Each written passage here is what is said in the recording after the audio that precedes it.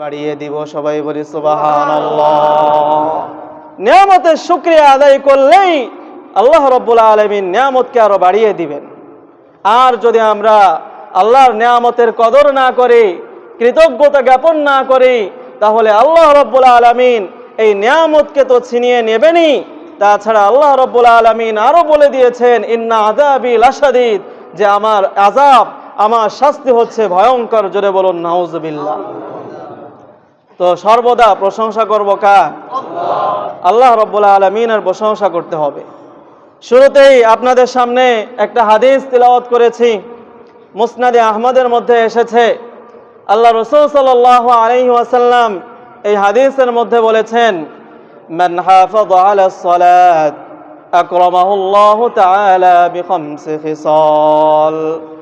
আল্লাহ রাসূল এই হাদিসের মধ্যে বলেন, মান হাফাযা আলাস সালাত, যে ব্যক্তি 5 ওয়াক্ত নামাজের নিয়মিত 5 ওয়াক্ত নামাজ যে পড়বে, আল্লাহ রাসূল তার ব্যাপারে বললেন, আকরামাহুল্লাহু তাআলা বিখামসি খিসালিন, আল্লাহ রাব্বুল আলামিন তাকে 5টা পুরস্কার দ্বারা সম্মানিত করবেন। সবাই বলি সুবহানাল্লাহ।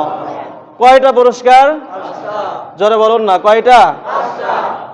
5টা পুরস্কার দিবেন। আল্লাহ রাসূল সাল্লাল্লাহু আলাইহি ওয়াসাল্লাম বলেছেন, মান হাফাযা আলাস সালাত, নামাজের যারা হেফাজত করবে, যারা 5 ওয়াক্ত নামাজ পড়বে, নিয়মিত পড়বে। আমরা তো এখন নিয়মিত নামাজের কোনো খবর নাই। সাহাবায়ে কেরামদের অবস্থা তো এমন ছিল না। সাহাবায়ে কেরাম নামাজের ক্ষেত্রে তাদের এতই গুরুত্ব ছিল যে হাদিসের মধ্যে পাওয়া যায় যে এক সাহাবী হযরত তালহা রাদিয়াল্লাহু তাআলা আনহু, ওনার অবস্থা এমন ছিল যে একটা নামাজ পড়ার জন্য যে সতর ঢাকা প্রয়োজন, শরীর ঢাকা প্রয়োজন, সতর ঢাকতে হবে ফরজ পরিমাণ, তো ওই ফরজ পরিমাণ শরীর ঢাকার জন্য সতর ঢাকার মতন কাপড় তার কাছে ছিল না। এতই গরিব সাহাবী ছিলেন হযরত তালহা রাদিয়াল্লাহু তাআলা আনহু। তিনি এতই গরিব সাহাবী, সতর ঢাকা যায় এই পরিমাণ কাপড়ও তার কাছে নাই। রাসূল যখন এই নামাজের গুরুত্বের কথা বললেন, যখন বললেন নামাজ ছাড়া যাবে না, নামাজ পড়তে হবে, তালহা রাদিয়াল্লাহু তাআলা আনহু তো গরিব সাহাবী ছিলেন, সতর ঢাকার মতন কাপড় নাই, তাহলে নামাজ পড়বেন কিভাবে?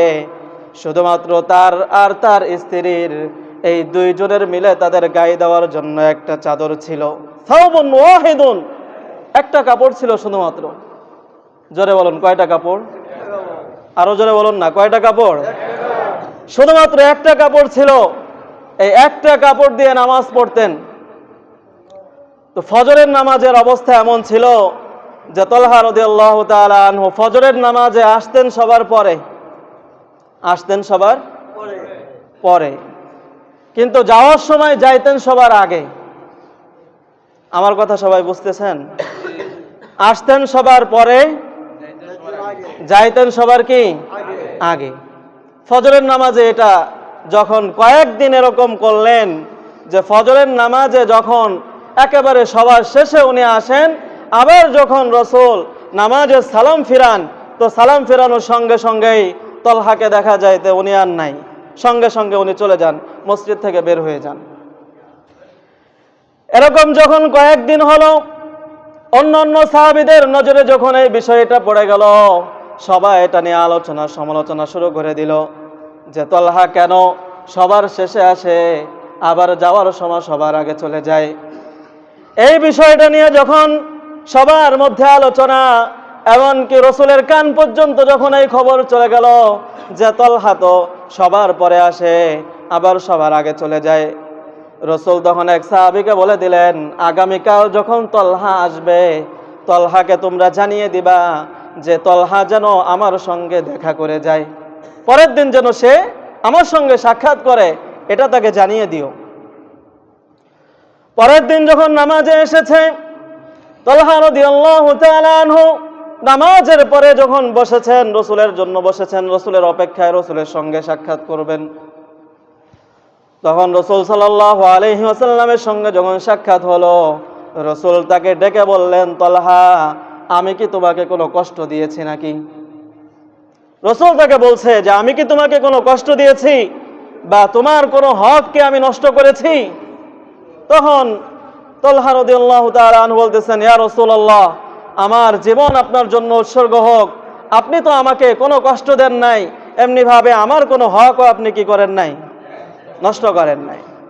তো এবার রাসূল সাল্লাল্লাহু আলাইহি ওয়াসাল্লাম তাকে অত্যন্ত নরম সুরে তাকে বললেন, যদি এমনটাই হয়ে থাকে তাহলে তুমি নামাজের পরে সঙ্গে সঙ্গে উঠে চলে যাও কেন? নামাজের পরে তো আল-আযকার বাদাস সালাহ, নামাজের পরে তো অনেক জিকির থাকে, অনেক দোয়া থাকে, যেগুলো আমরা প্রতি নামাজের পরেই বসে বসে পড়ি, ঠিক কিনা? তো নামাজের পরে তো অনেক দোয়া আছে, অনেক জিকির আছে। রাসূল অনেক সময় বয়ান করতেন, সাহাবীদেরকে নিয়ে বিভিন্ন আলোচনা করতেন। তো রাসূল তাকে জিজ্ঞাসা করলেন, তাহলে তুমি নামাজের পরে সঙ্গে সঙ্গে উঠে কেন চলে যাও? এই কথা যখন বললেন, সঙ্গে সঙ্গে তালহা রাদিয়াল্লাহু তাআলা আনহুর দুই চোখ দিয়ে পানি চলে আসলো।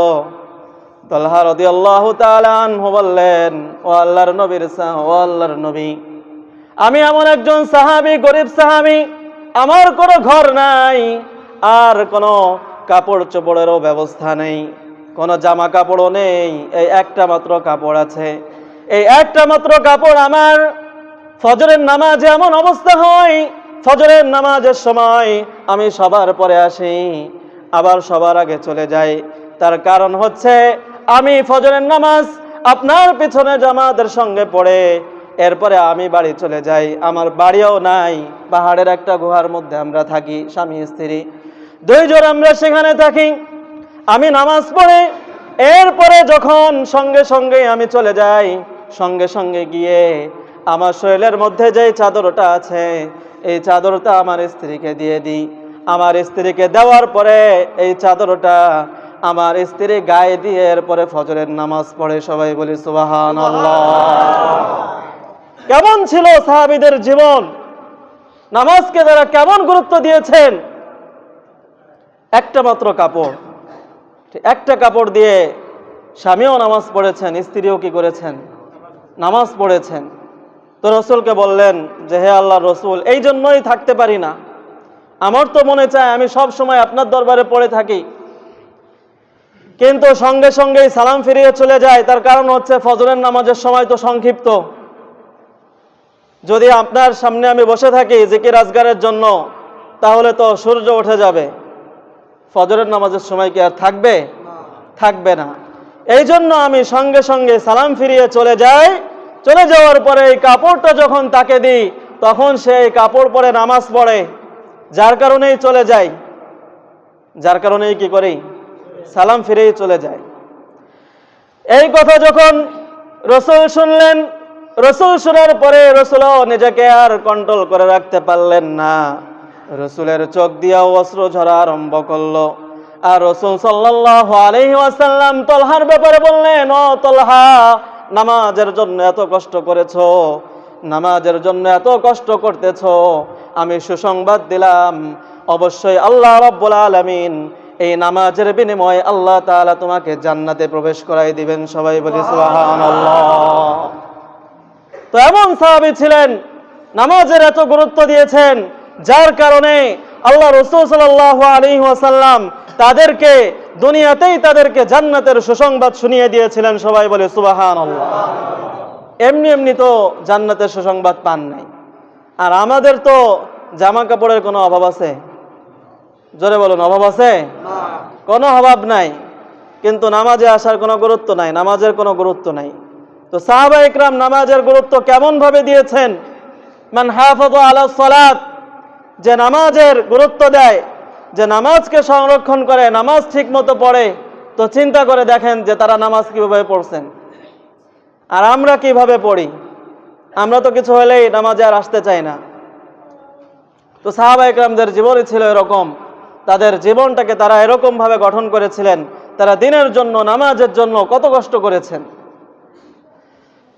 আল্লাহ রাসূল বলেন, মান হাফাযা আলাস সালাত আকরামাহুল্লাহু তাআলা বিখামসি খিসালিন, যে 5 ওয়াক্ত নামাজ পড়বে, আল্লাহ রাসূল বললেন আল্লাহ রাব্বুল আলামিন তাকে 5টা পুরস্কার দিবেন। জোরে বলুন, কয়টা পুরস্কার? 5টা পুরস্কার দিবেন। এক নম্বর হচ্ছে ইয়ারফাউ আনহু দিকাল আইশি, আল্লাহ রাব্বুল আলামিন তার জীবন থেকে রিজিকের সংকীর্ণতাকে আল্লাহ তাআলা দূর করে দিবেন। সবাই বলি সুবহানাল্লাহ। গত সপ্তাহে বলেছিলাম, মনে আছে আপনাদের? মনে আছে? যারা ঠিকমতো নামাজ পড়বে আল্লাহ তাআলা তাদের জীবনের সংকীর্ণতাকে দূর করে দিবেন, তাদের আয় রোজগারের মধ্যে আল্লাহ তাআলা বরকত দিয়ে দিবেন। এটা কে না চায়? এটাই তো মানুষের জীবনের কাম্য। প্রতিটা মানুষ চায় যে সে দুনিয়াতে ভালো থাকুক। জোরে বলুন ঠিক কিনা? দুনিয়াতে এমন কে আছে যে চায় না এটা? সবাই চায় না? সবাই চায়। যে ধনী সেও চায়, যে গরিব সেও কি করে? চায়। যে শ্রমিক, যে চাকরিজীবী, যে মালিক, সব শ্রেণীর লোকেরা চায় দুনিয়াতে সে যেন ভালো থাকে, তার ধন সম্পদ, আয় রোজগার এগুলো যেন দিন দিন বাড়ে। এটা চায় না দুনিয়াতে এমন কেউ আছে? কথা বলেন না, এমন কেউ আছে? এমন কেউ নাই, সবাই এটা চায়। যার কারণে এই রিজিকের অন্বেষণ করার জন্য, সম্পদের কারণে মানুষ সকাল থেকে সন্ধ্যা পর্যন্ত পরিশ্রম করে, ঠিক কিনা? মাথার ঘাম পায়ে ফেলে, কিসের জন্য? দুনিয়াতে একটু ভালো থাকার জন্য, একটু ভালো খাওয়ার জন্য, দুনিয়াতে সন্তানদেরকে একটু ভালো রাখার জন্য, স্ত্রীকে নিয়ে একটু সুখে থাকার জন্য পুরুষ মানুষেরা তারা সকাল থেকে সন্ধ্যা পর্যন্ত ছুটে চলে। চিৎকার মেরে বলুন ঠিক কিনা? তো মানুষের সব আয়োজন, সব কিছু, সব পরিশ্রম এই জন্যই তো আল্লাহ রসুল বললেন, যারা নামাজ পড়বে 5 ওয়াক্ত, তো আল্লাহ রাব্বুল আলামিন তার এই সম্পদের মধ্যে, তার রিজিকের মধ্যে আল্লাহ তাআলা বরকত দিয়ে দিবেন। সবাই বলি সুবহানাল্লাহ। আমরা তো রসুলের কথা মানতে চাই না, যার কারণে মানতে চাই না এটা তো বোঝাই যায়। যদি রসুলের কথা আমরা বুঝতাম, মানতাম, তাহলে তো আজান হয়ে যাওয়ার পরে আর আমরা মসজিদে না এসে পারতাম না। আজান হয়ে যাওয়ার পরে তো আমি আমার কাজের মধ্যে লিপ্ত থাকতে পারতাম না। আজান হয়ে যাওয়ার পরে আমি তো দোকানে বসে টিভি দেখতে পারতাম না, চার দোকানে বসে খেলা দেখতে পারতাম না। পারতাম? আমরা তো এখন চিন্তা করি যে আমি দোকান করি, তো দোকানটা বন্ধ করে এখন নামাজে যাব, তাহলে তো নিশ্চিত এখানে তো 20 মিনিট লস বা 10 মিনিট লস, ঠিক না? তো 10 মিনিট যদি লস হয় তাহলে থাকবে দোকান বন্ধ, আর দোকান যদি বন্ধ থাকে তাহলে তো কত কাস্টমার এসে ফিরে গেল।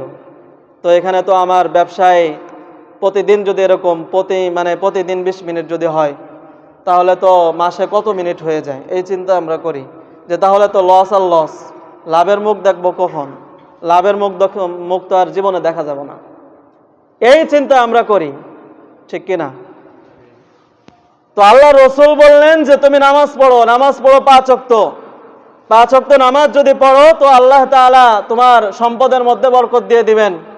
তুমি ওই 20 মিনিট বন্ধ রেখে তোমার যে ক্ষতি হয়েছে, আল্লাহ তাআলা অন্য দিক দিয়ে তোমাকে এমন রিজিক দিবেন যে তুমি সেটা কল্পনাও করতে পারবে না, ঠিক কিনা?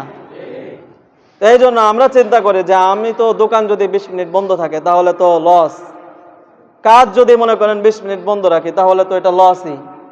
অথবা আমি চাকরি করি, কাজ বাদ দিয়ে, অফিসের ডিউটি বাদ দিয়ে নামাজ পড়ার জন্য সময় নষ্ট করব, এটা তো অনেক লস। এই চিন্তা আমরা করি। কিন্তু এমন একটা সময় জীবনে আসবে, তখন আপনি চিন্তা করবেন, তখন আপনি অনেক মনের ইচ্ছা হবে যে যদি আল্লাহর দরবারে একটা সিজদা দিতে পারতাম, যদি 1 ওয়াক্ত নামাজ আমি পড়তে পারতাম। কিন্তু ওই সময় আর সিজদা দেওয়ার তৌফিক হবে না। বিশ্বাস হয় আমার কথা? জোরে বলুন, বিশ্বাস হয়? যদি না হয় তাহলে দেখেন অনেকেই হাসপাতালের বেডে পড়ে আছে। যারা এখন চাইতেছে যদি আল্লাহ তাআলার দরবারে সুস্থ হয়ে একটা সিজদা দিতে পারতাম, যদি সুস্থ হয়ে যাইতাম তাহলে নামাজে যাইতাম, মসজিদে যাইতাম। অনেক চেষ্টা করতেছে কিন্তু পারছে না। এমন সময় আমাদের জীবনেও আসতে পারে। এই জন্য সময় থাকতে সময়ের মূল্যায়ন করতে হয়। মুরব্বীরা বলে যে দাঁত থাকতে দাঁতের মূল্যায়ন করো, দাঁত থাকতে দাঁতের কি করো? মূল্যায়ন করো। এরপরে যখন পড়ে যাবে তখন আফসোস করে আর কোনো কি হবে না, লাভ হবে না। তো যুবকদেরকে বলছি যে যুবক বয়সে ইবাদত বন্দেগী করতে হবে। যুবক বয়সে কি করতে হবে? ইবাদত বন্দেগী করতে হবে। যখন বুড়া হয়ে যাবেন তখন ইবাদত বন্দেগী ওরকম ভাবে করা সম্ভব না।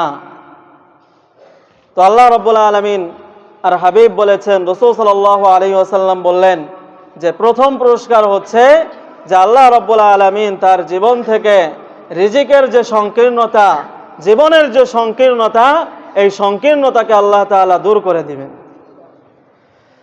2 নম্বর পুরস্কার হলো আল্লাহ রাসূল সাল্লাল্লাহু আলাইহি ওয়াসাল্লাম বলেছেন ইয়ারফাউ আনহু আযাবাল কবরি।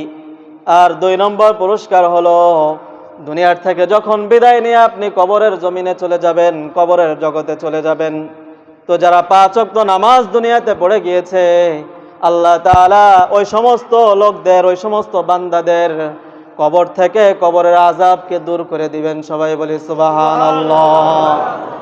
ইয়ারফাউ আনহু আযাবাল কবর, কবরের আযাবকে আল্লাহ রাব্বুল আলামিন দূর করে দিবেন।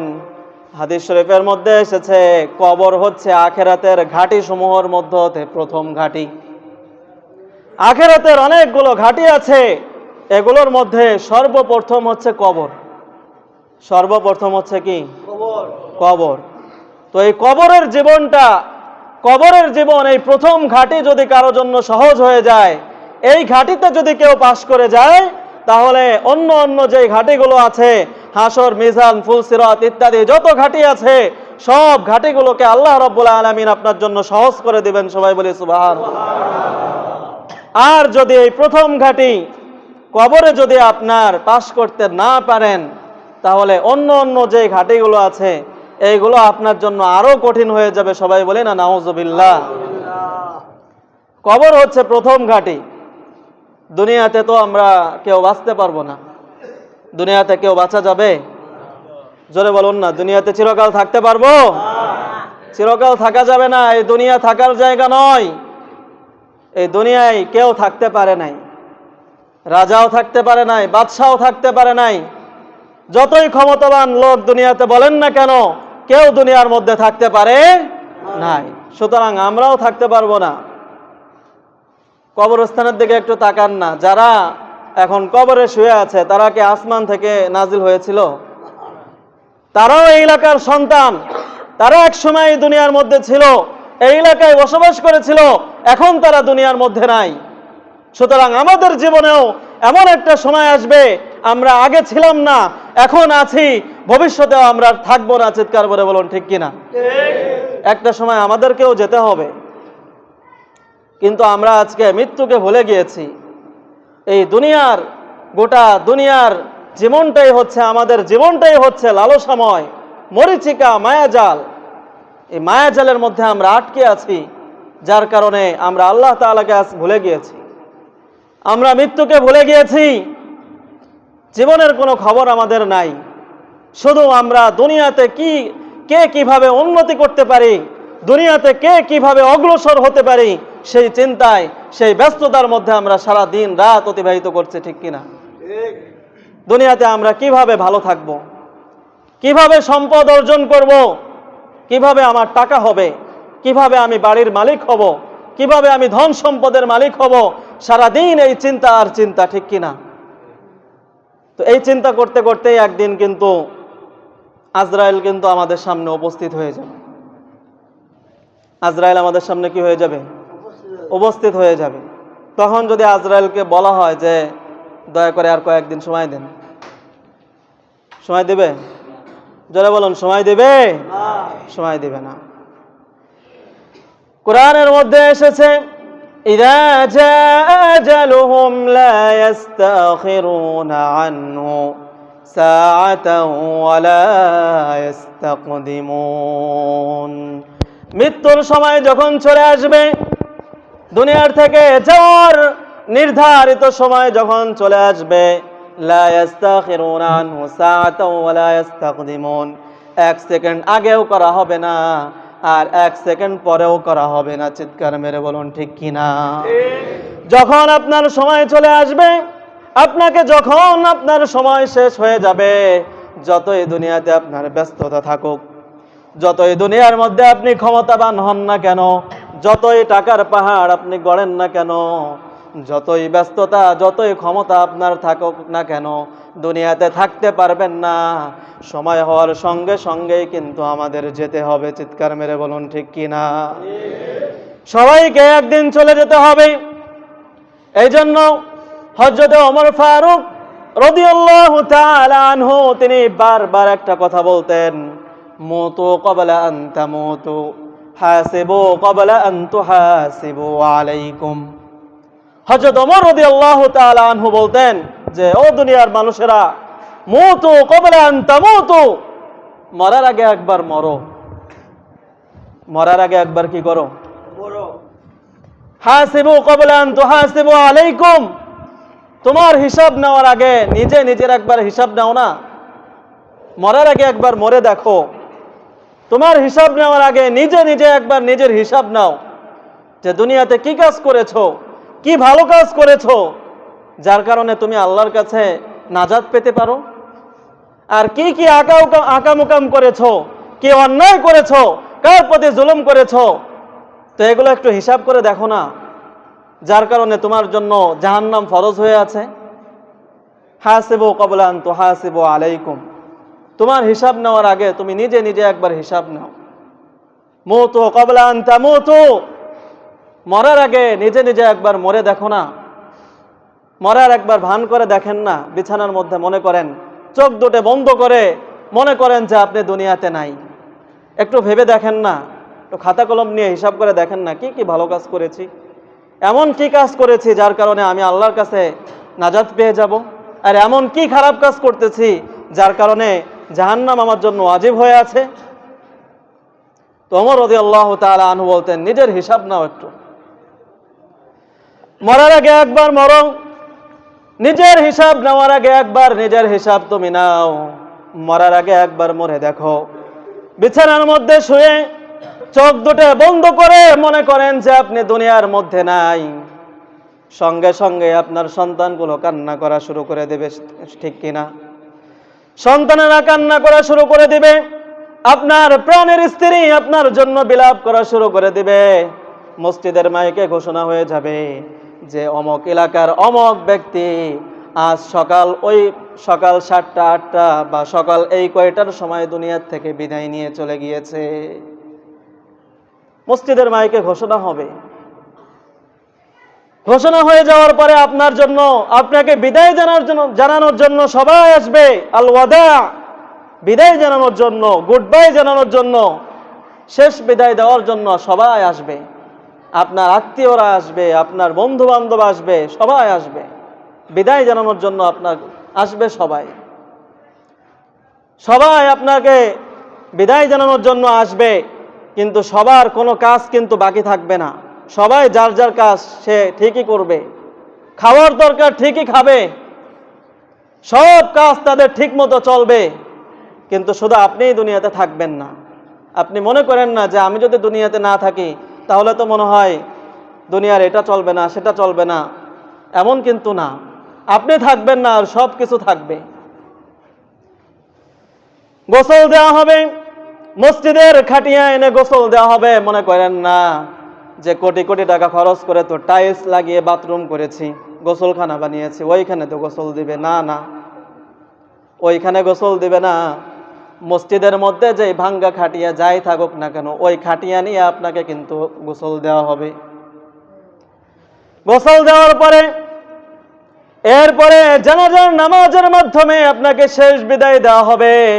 জানাজার নামাজের পরে এরপরে কবরস্থানে নিয়ে আপনাকে কবরের মধ্যে শুয়ে দিয়ে এরপরে সবাই চলে আসবে, একে একে করে সবাই চলে আসবে। কেউ কিন্তু আপনার সঙ্গে সেদিন থাকবে না।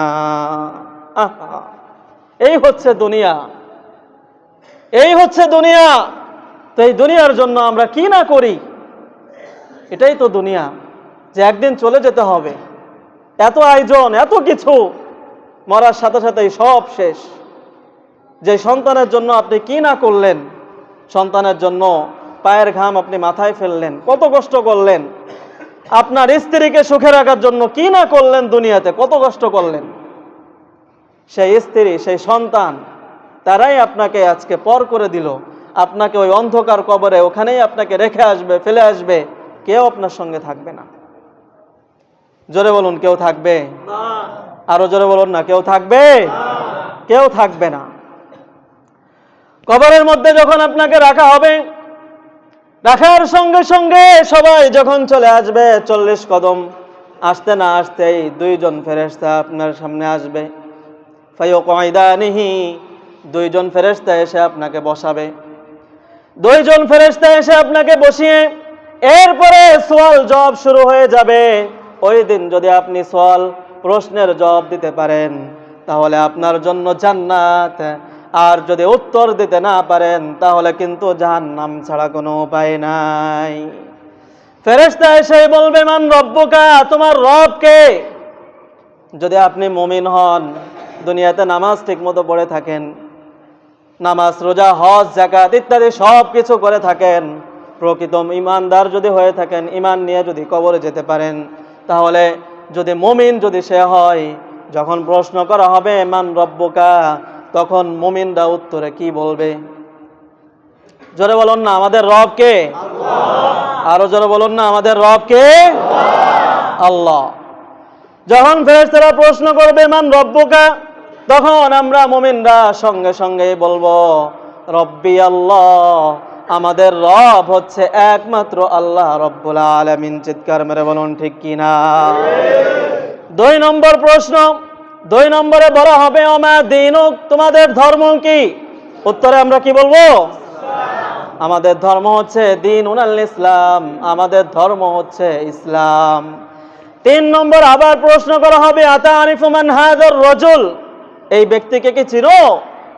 আল্লাহ রসুলকে দেখিয়ে বলা হবে এই ব্যক্তিকে কি চিনো? উত্তরে আমরা কি বলবো?